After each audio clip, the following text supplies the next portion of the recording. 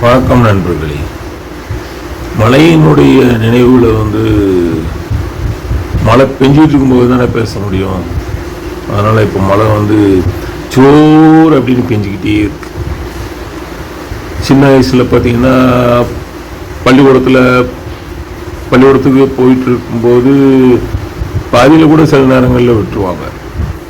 அப்படியே என்ன சொல்கிறது, அந்த முட்டிக்கு மேலே தண்ணி இருக்கும். அப்போல்லாம் பார்த்தீங்கன்னா ஆஃப் ட்ரவுசர் தானே, அப்படியே அந்த மலையில் இது பண்ணி அந்த ஒரு தேங்கி இருக்கிற அந்த குட்டை மாதிரி இடங்களில் போய் மீனை பிடிச்சிக்கிட்டு, அதாவது அந்த சில்னஸே ஒரு சந்தோஷம் இருக்கும்.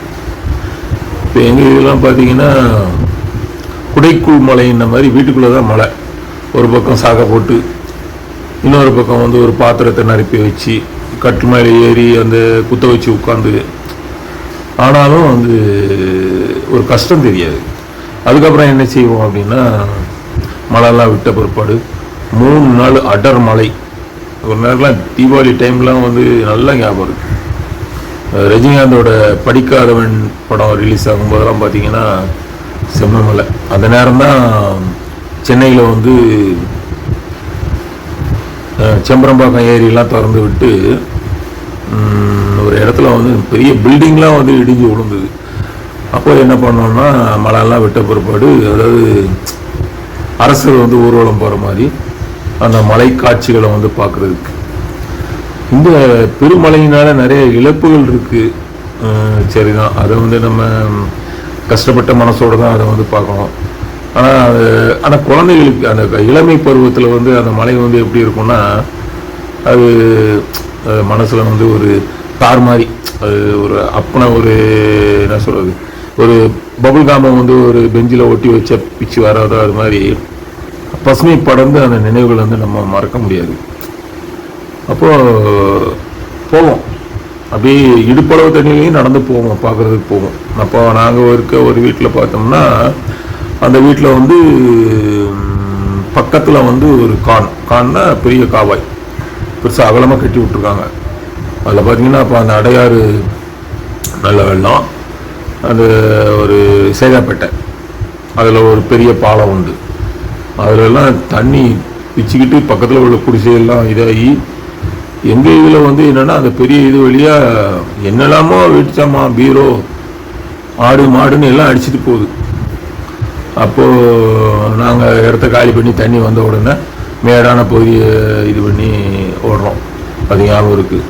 அப்போ பக்கத்தில் பார்த்தீங்கன்னா பக்கத்து வீட்டில் ஒரு தண்ணி வண்டி, ஒரு குடிகாரர் எல்லோரும் கிளப்பும்போது அவர் கட்டில் மதக்கிறார் ஐயா. அப்புறம் அவரையும் இழுத்து போட்டு கட்டிலோடு தள்ளி அவரையும் தூக்கிட்டு போய், அப்புறம் எதிர் வீட்டில் உள்ள ஒரு பாட்டியை கைத்தாங்களாக தூக்கி மேட்டில் கொண்டு இருந்தாங்க. அந்த மலையினுடைய அந்த குளிர்ச்சியை நம்மளால் மறக்க முடியாது.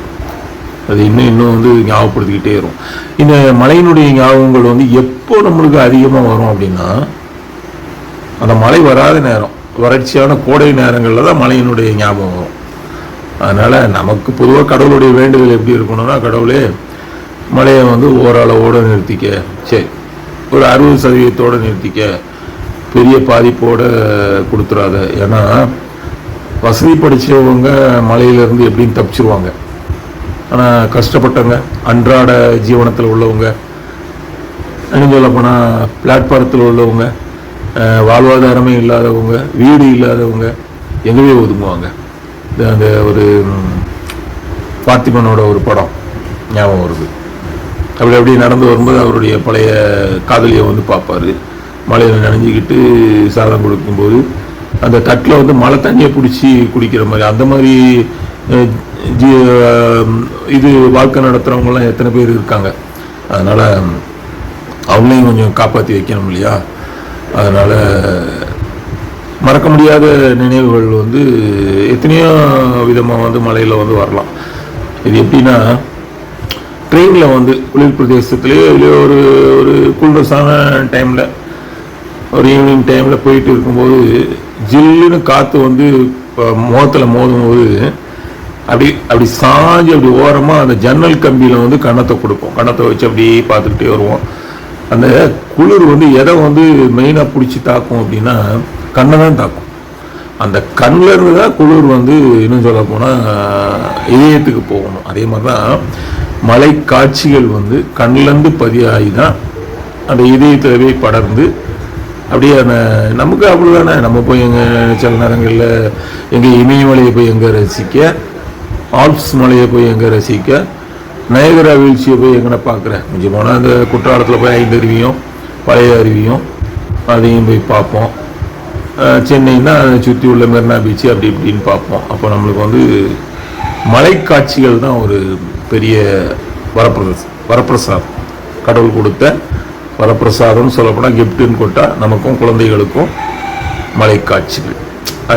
அதுவும் வந்து ஒரு என்ன சொல்லுங்க, வீணையில் மீட்டி பார்க்குற மாதிரி பின்னாட்களில் வந்து திரும்பி பார்க்குறதுக்கு இந்த மலைக்காட்சிகள் வந்து ஒரு என்ன சொல்றது, ஒரு அருமையான ஒரு திரைப்பட காட்சி மாதிரி. நன்றி நண்பர்களே.